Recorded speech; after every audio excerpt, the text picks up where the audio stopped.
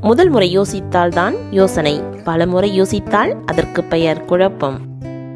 பிறரது ரகசியங்களை உன்னிடம் தெரிவிப்பவரை நம்பாதே, ஏனெனில் உனது சுற்று எப்போது வரும் என்று உனக்கு தெரியாது.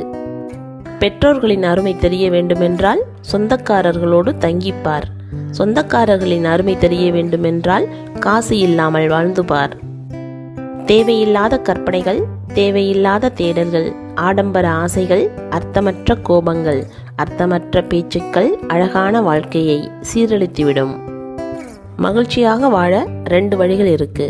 ஒன்று, நாம தான் ராஜான்னு நினைச்சு வாழணும், இல்லை எவன் ராஜாவா இருந்தா எனக்கு என்னன்னு வாழணும். ஒரு அளவிற்கு மேல் யாரிடமாவது நாம் இறங்கி போகிறோம் என்றால் நம் மதிப்பை நாமே இழக்கிறோம் என்றே அர்த்தம். உனக்கு நீதான் ஆறுதல் என்று புரியாதவரை என்றுமே நீ முட்டாள்தான்.